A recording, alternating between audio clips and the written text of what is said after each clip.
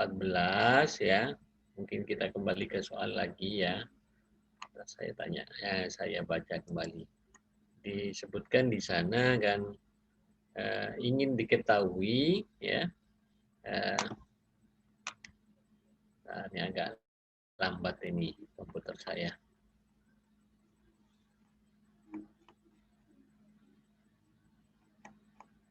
Nomor 14 saya baca sekilas.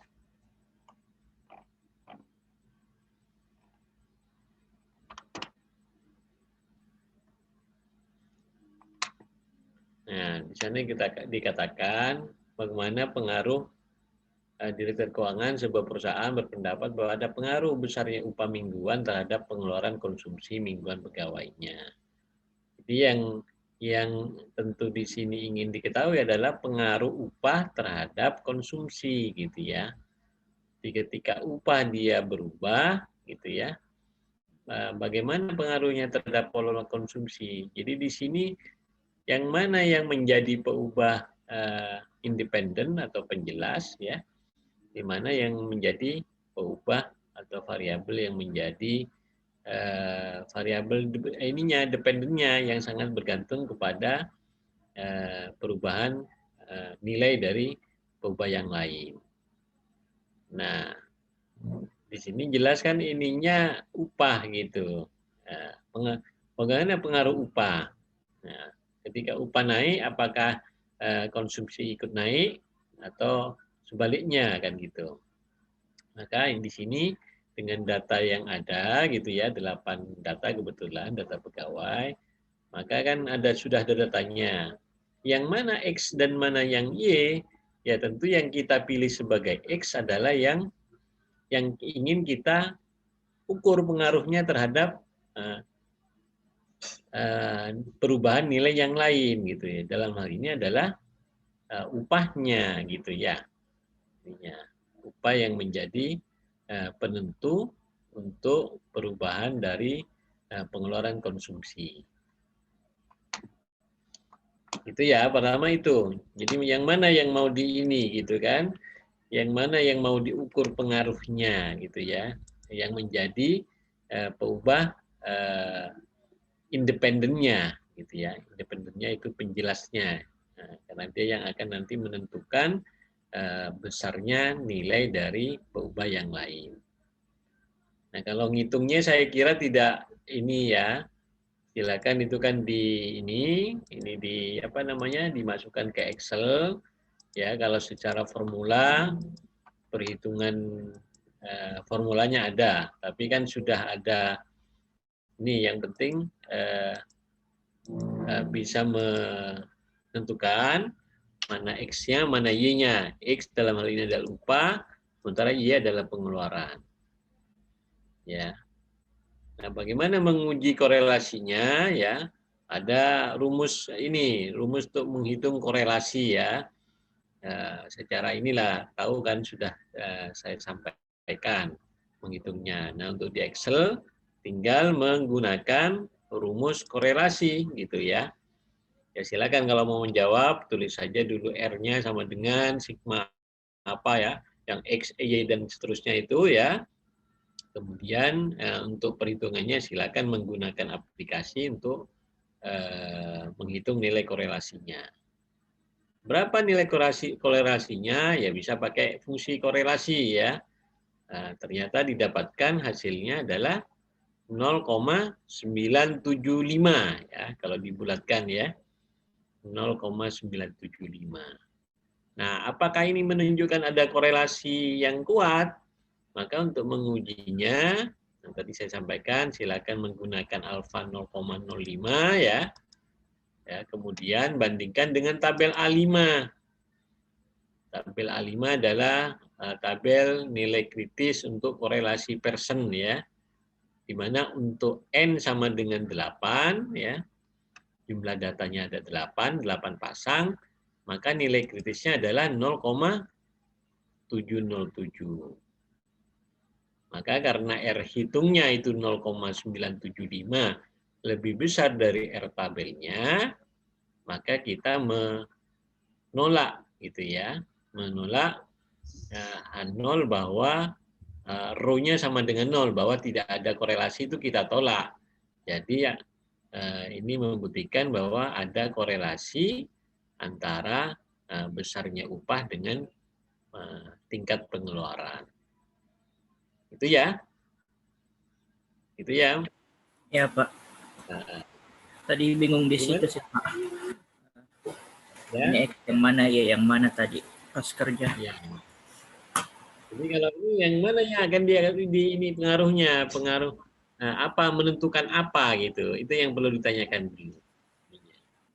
Ya. Oke, terima kasih Pak. Ya, untuk membuat regresinya, silakan. Saya kira sudah tahu ya.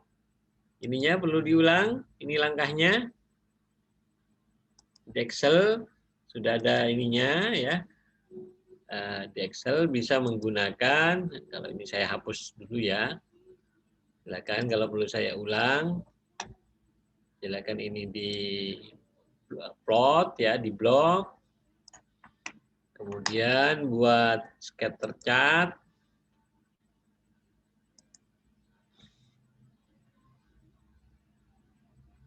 Buat scatter chart ya. Nah, ini judulnya silakan kalau mau diganti ya diganti. Saya hapus saja ya. Kemudian klik titiknya ya.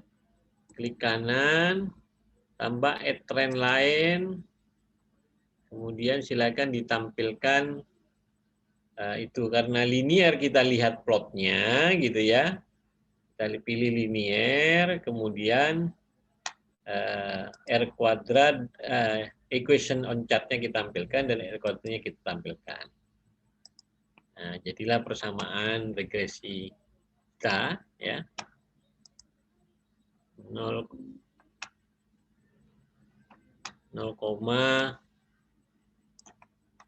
slope-nya 0,9316 ya.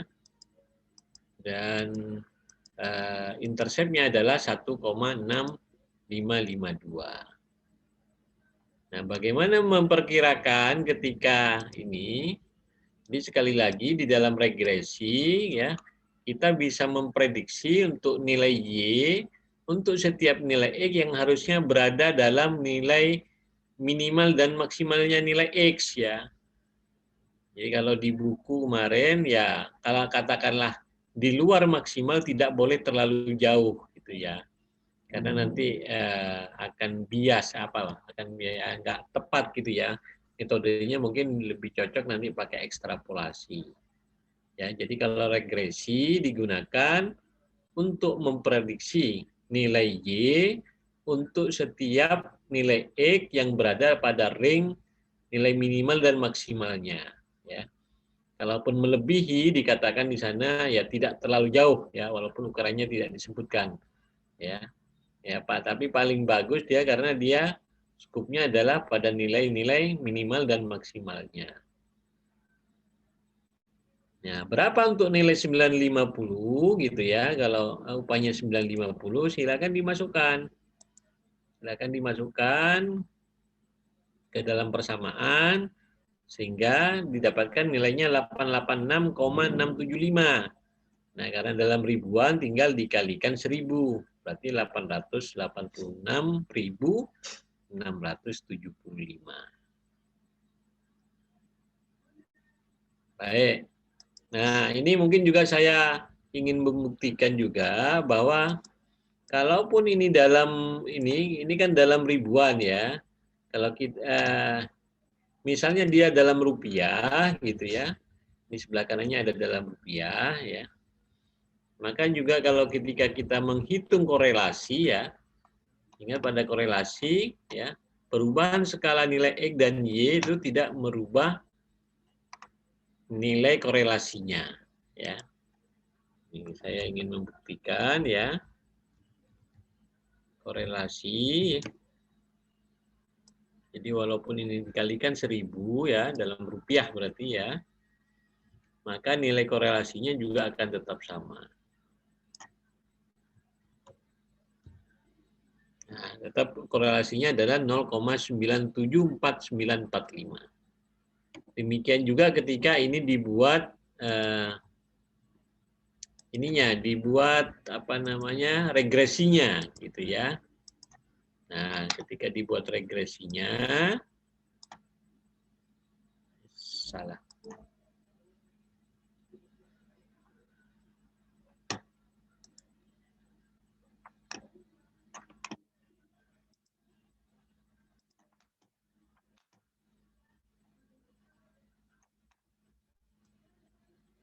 Ini ketika dibuat regresinya,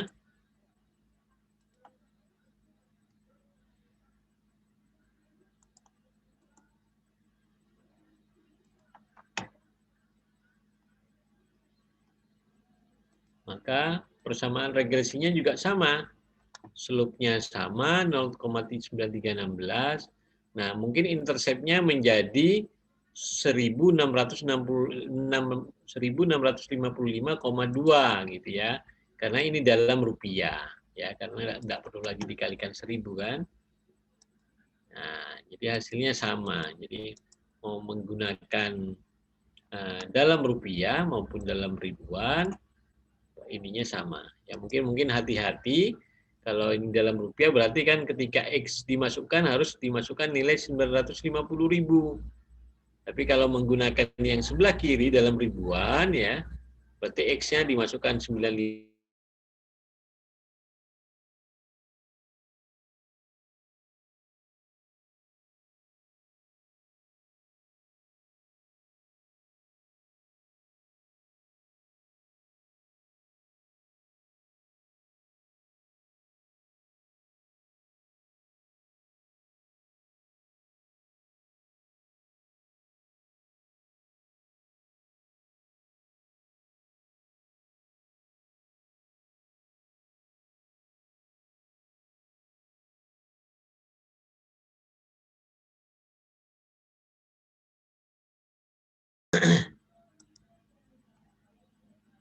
Baik, jadi saya sudah tadi menjelaskan ya, mau menggunakan ini ya data dalam bentuk ribuan ataupun dalam bentuk rupiah gitu ya, hasil korelasi maupun regresinya hasilnya sama ya. Yang penting jangan sampai keliru ketika memasukkan ini saja. Kalau dalam ribuan berarti nilai X-nya tetap dalam ribuan, baru ketemu hasilnya nanti Y-nya dikalikan 1000. Semua menjawab betul? Saya terbalik, Pak. Yang XY, mana yang terbalik? XY-nya terbalik, Pak. X-nya terbalik. Ya, Saya Y-nya yang 950. iya. 950 kan mau dilihat di ini ya. Yang mana yang akan dicari pengaruhnya? Gitu ya. Yang menjadi peubah bebas. Jadi peubah bebas independen itu ya yang X-nya dirubah-rubah ya. Sementara peubah yang lain yang sangat bergantung kepada nilai variabel lain itu adalah nilai Y-nya. Kan gitu.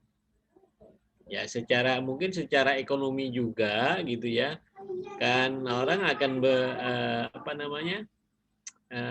tingkat pengeluarannya akan sangat bergantung dari upahnya kan gitu. Kan kita dapat upah dulu kan. Nah, biasanya pola pengeluaran akan menyesuaikan gitu ya. Bukan dibalik kan? Uh, pengeluaran dulu upahnya menyesuaikan kan enggak kan gitu. Tapi dapat upah gitu ya. Dapat gaji, maka kemudian itu akan sangat mempengaruhi pola dari pengeluaran. Ya, jadi di balik regresi ini sebetulnya juga harus ada dasar yang mendasari, ada hubungan antara dua upah juga ya, entah ekonomi, pertanian gitu ya, ataupun yang lain-lain. Begitu, ya. Itu ya Imam ya. Iya, Pak. Nggak boleh salah lagi, ya. Latihan. Ya. Yang lain bagaimana? Izin bertanya, Pak. Silakan. Untuk pilihan ganda yang nomor 9 itu confidence interval berada dari, kenapa jawabannya itu point estimate Pak, bukan berada pada parameter populasi. Ya, nomor 9.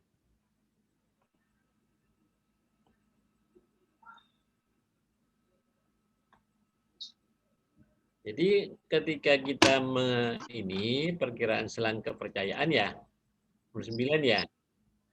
Iya betul Pak. Kita kan akan sedang menduga di mana kira-kira posisinya dari parameter populasi, kan gitu. Apa parameter populasi apa? Bisa proporsinya, bisa nilai tengahnya, kan begitu ya. Nah, dari mana kita membuatnya perkiraan itu ya? Kan dari ininya, dari statistiknya. Dari statistiknya itu ya dari kalau untuk ini dari kalau kita bicara ingin menduga selang kepercayaan untuk proporsi populasi, berarti penduga atau ya penduga titiknya yang terbaiknya adalah menggunakan statistik statistik dari proporsi gitu ya sebagai base point estimate-nya kan gitu. Kita hitung dulu ininya proporsi sampelnya, kemudian dikurangi dan ditambah dengan margin of error-nya kan begitu. Kan gitu menghitungnya. Berapa batas bawahnya? Batas bawahnya adalah ya perkiraan titik untuk untuk proporsi dikurangi dengan margin of error-nya ya. Sementara maksimalnya adalah proporsi dari sampelnya ditambah dengan margin of error-nya. Itu ya maksudnya ya. Terus Pak, bukannya the best point estimate itu nggak selalu berada pada confidence interval itu Pak. Makanya saya bingung, soalnya pertanyaannya itu menekankan pada sekitar apa gitu Pak. Makanya saya jawab parameter populasi gitu. Kan parameter populasi itu kan bisa populasi proportion, mean proportion, sama standar deviasi populasi. Ya, agak terjebak di situnya. Ya. Ya, ini maksudnya itu ya, ininya ya. Nah, ini kan untuk ya ininya mungkin ininya letak parameter populasi itu ada di selang kepercayaan itu. Nah, menghitungnya tetap dari kan kita nggak tahu memang secara pastinya sebetulnya parameter populasi. Ya, kita menghitungnya dari statistik sampelnya. Statistik sampel apa? Ya untuk yang terbaik untuk proporsi adalah proporsi dari sampelnya. Untuk nilai tengah dari populasi adalah rata-rata sampelnya. Nah, itu juga sebagai base point estimate-nya. Itu ya. Ya ini mungkin yang bikin ini ya, bikin apa namanya rancu istilahnya barangkali ya. Itu iya, ya. Pak. Saya kira rada dalam apa gitu. Pak. Ada lagi yang ingin ditanya? Izin bertanya lagi boleh nggak Pak? Boleh, silakan. Ini yang nomor 7. Di sini kan faktor yang harus diketahui untuk menentukan ukuran sampel. Nah, kenapa jawabannya itu standar deviasi sampel, Pak? Bukan standar deviasi populasi.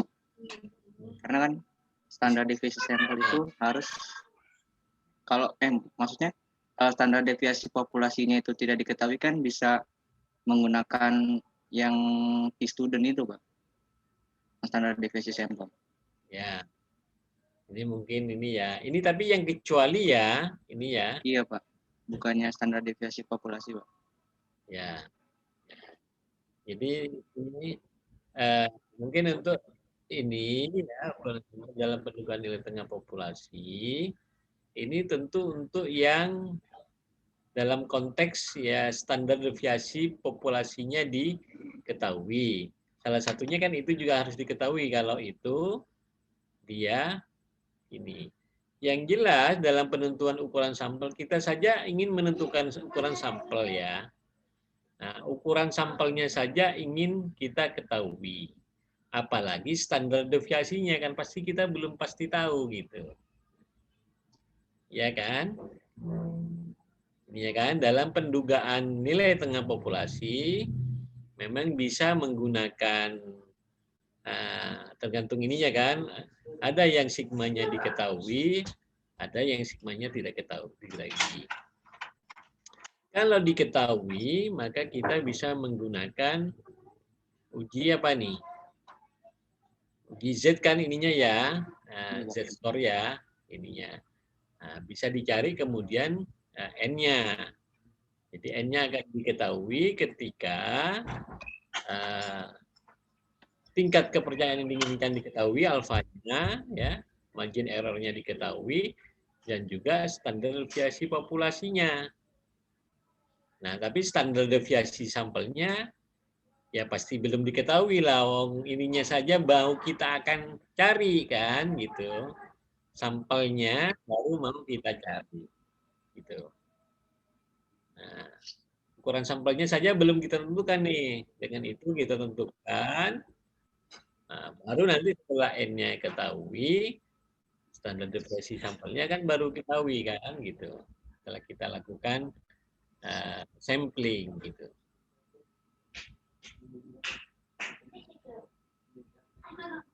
Gitu ya. Saya kira ini Pak, apa tuh namanya, menggunakan kayak di statistika inferensial gitu, ketika standar deviasi populasinya itu tidak diketahui, jadi defaultnya itu menggunakan standar deviasi sampel yang asumsinya itu tidak sama gitu Pak. Jadi saya kira ya standar deviasi populasi nggak diketahui itu nggak apa-apa gitu. Iya. Nah, ini kan sampelnya saja belum kita ketahui, belum mau kita cari kan, gitu. Ya, ya kan? Kan kita akan menentukan ukuran sampel nih. Nah, setelah ukuran sampelnya diketahui, baru kita melakukan sampling kan, sebanyak N yang akan yang diinginkan sesuai dengan margin error-nya, kepercayaannya, gitu ya. Jadi kan ininya begitu logikanya lah, gitu ya. Nah, ketika N-nya sudah ini kita tentukan, baru kemudian kita dapat sampelnya, baru kita bisa standar deviasi sampelnya bisa kita hitung kan gitu. Itu ya. Baik, ada lagi yang mau ditanyakan? Pak. Ya, silakan.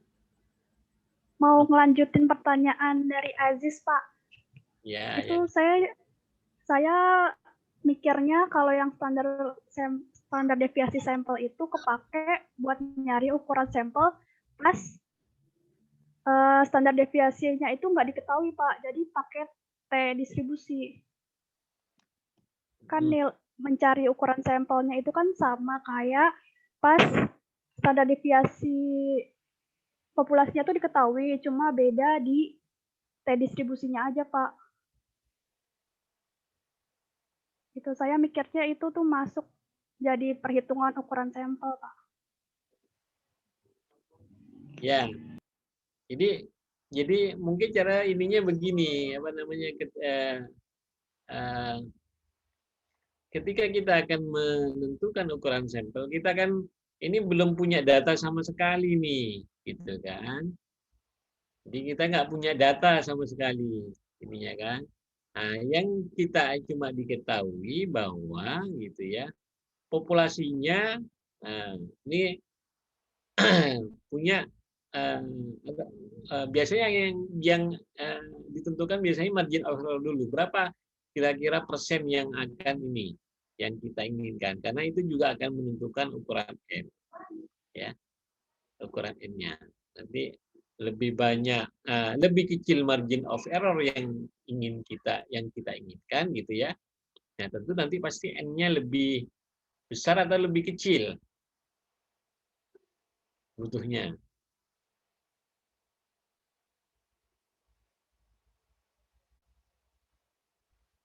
Makin presisi gitu istilahnya, ya makin sempit ininya, selang yang diinginkan antara ini gitu ya.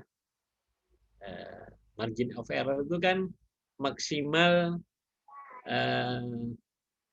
perbedaan antara statistik sampel dengan parameter kan gitu ya. Maka yang kecil ya harusnya butuh N yang makin besar harusnya. Silakan nanti dilihat ininya formulanya juga gitu. Nah, setelah itu baru ininya berapa tingkat keyakinan itu gitu ya. Nah, maka kemudian memang standar deviasi populasi pada umumnya memang agak jarang gitu ya. Diketahui. Biasanya akan kita dapatkan standar deviasi populasi itu dari hasil-hasil sensus ataupun ya sensus seharusnya kalau populasi itu dari hasil sensus ataupun rujukan lain dari penelitian lain gitu ya. Nah, maka dari itu kemudian gitu ya, standar deviasi sampel kan kita sama sekali nih belum punya data gitu. Belum punya data. Maka dari itu ketika ini menentukan ininya baru ukuran sampelnya dulu ya. Setelah ukuran sampel didapat baru kemudian maka standar deviasi yang baru bisa kita dapatkan hasilnya gitu. Baik, mungkin ini apa namanya tadi agak rancu dengan menggunakan uji T ya. Iya, Pak. Iya, Ya, Pak. Di student, Pak. ya, gunakan uji T.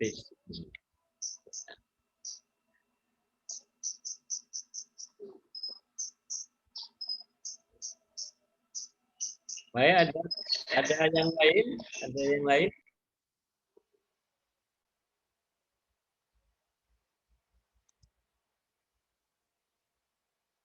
Itu di beberapa berarti ya. Estimasi dan ukuran sampel. Ya.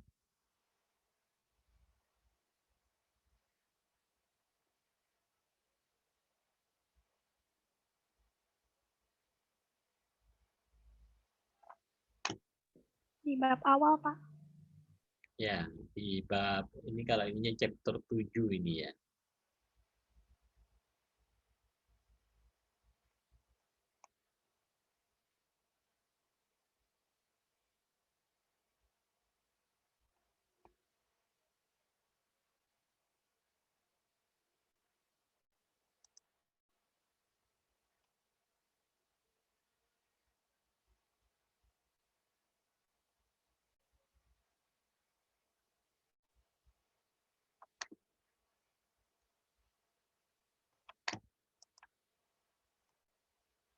Baik.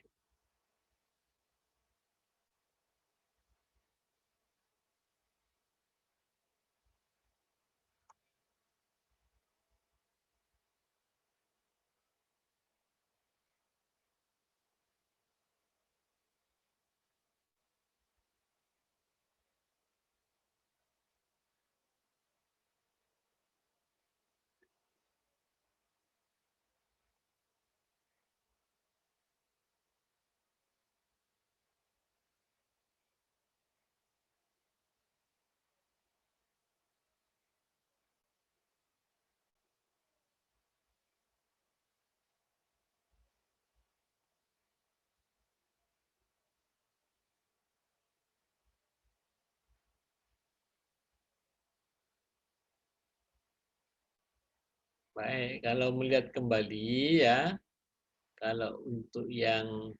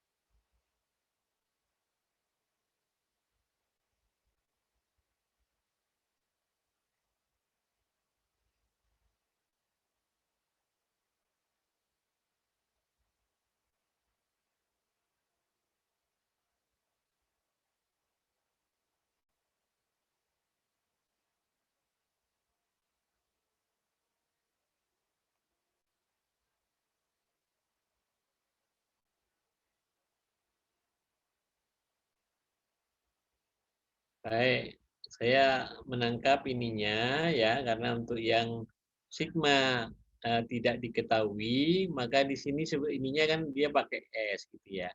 Sebetulnya S ini juga kalau melihat ininya ya bukan dari S ini juga ini apa namanya S dari sampel yang akan dicari. Kenapa? Sampelnya saja belum diketahui gitu, ya kan? Kan kita belum mencari ininya, mempunyai data sampelnya, gitu ya. Kalaupun dia ada S, ini akan tentunya sampel dari apa namanya? Atau standar deviasi dari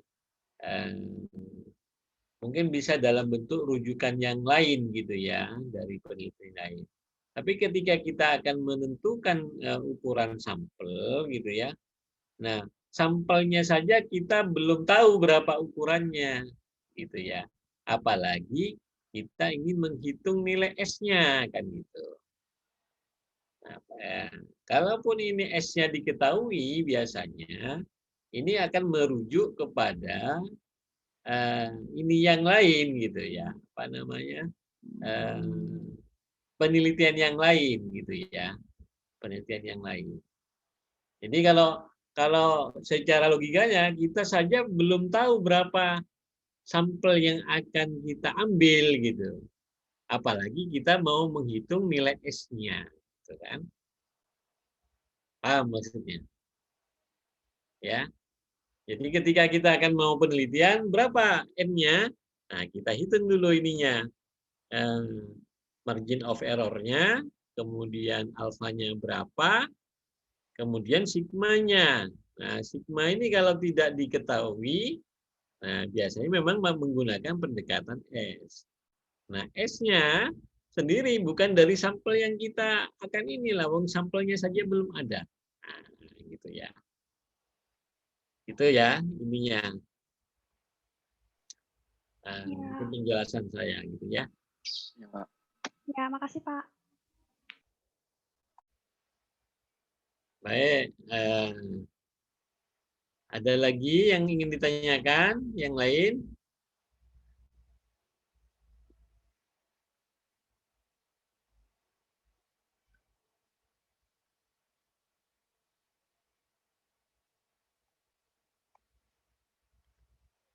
Nomor 13 bisa ya? Untuk proporsi. Ini saya masih sharing ya. Masih sharing ininya. Untuk proporsi semua bisa?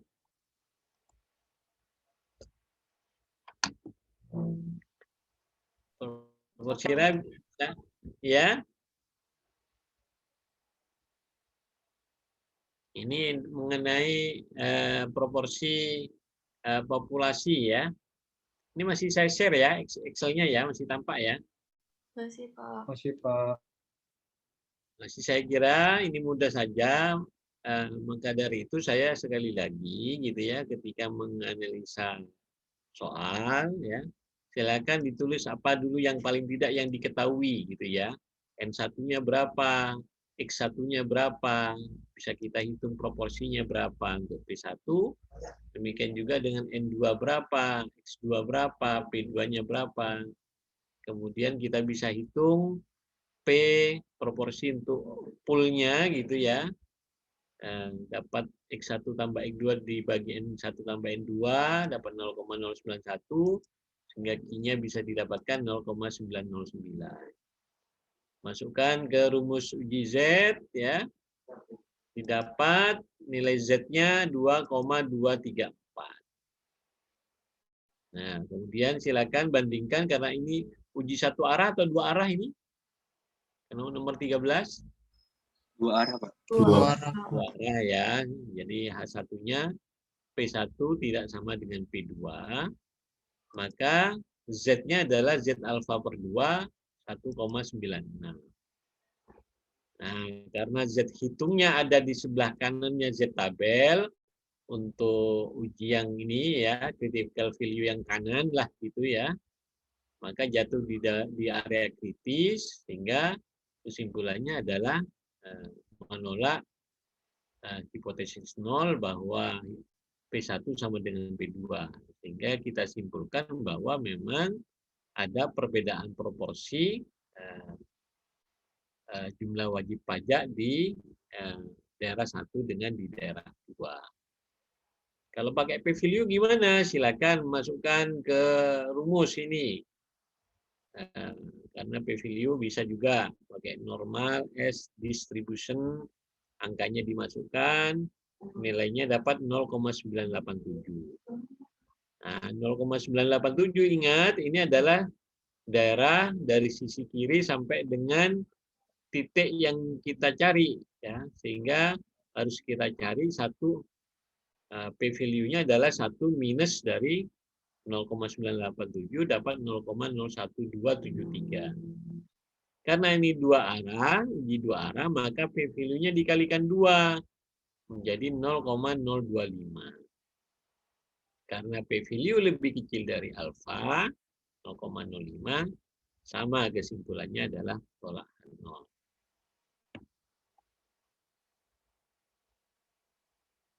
Jadi kemudian tolakan 0 silakan disimpulkan bahwa ya, cukup bukti gitu ya. Gunakan kata-kata yang lebih inilah gitu ya. Di contoh-contoh kemarin waktu kuliah ya. Cukup bukti untuk mendukung penolakan terhadap hipotesis bahwa P1 sama dengan P2, sehingga dapat disimpulkan bahwa proporsi jumlah wajib pajak yang tidak patuh pada daerah 1 tidak sama dengan proporsi jumlah wajib pajak yang ada di wilayah 2.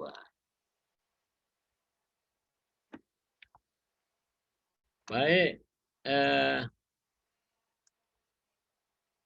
saya kira harusnya bisa lebih baik ini UAS-nya ya, ininya daripada UTS-nya kemarin gitu ya. Kalau saya analisa lagi dari hasil respon yang disampaikan ini, coba saya lihat ya, pada bagian mana yang mungkin barangkali miss paling ini ya. Tadi barangkali yang masalah nomor 9 ya. Ini ada 11 dari 29. Berarti ada 18 yang masih salah, yang masih ini. Kemudian coba saya share saja ya. Saya sebagai bahan evaluasi ya.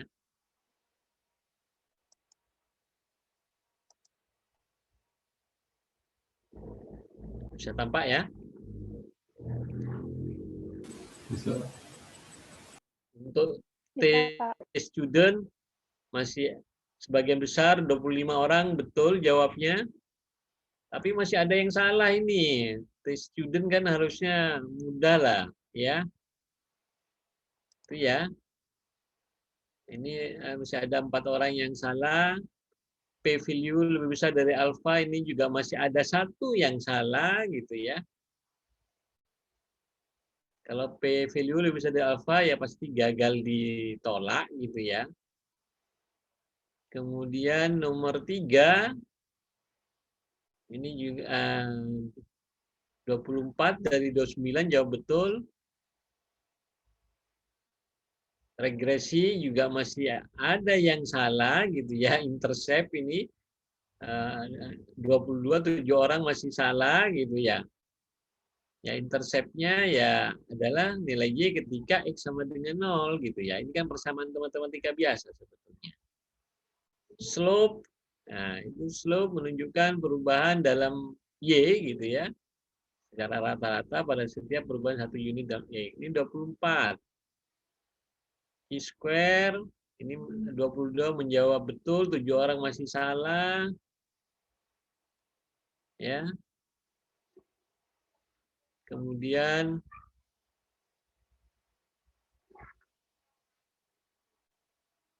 tadi sudah, ini standar deviation sampel.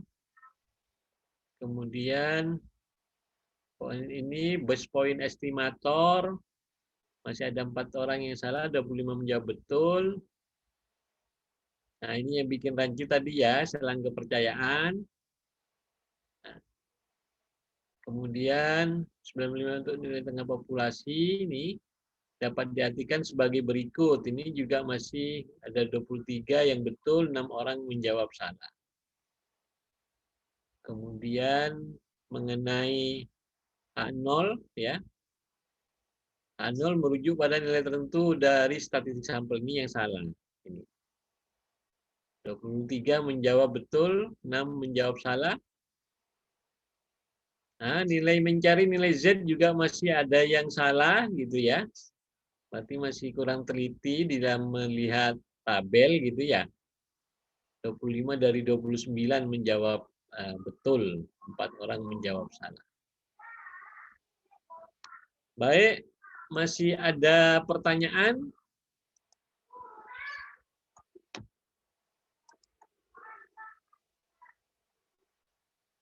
Karena ini kebetulan tepat jam 10 ya. Jam 10 saya kira waktu habis ya.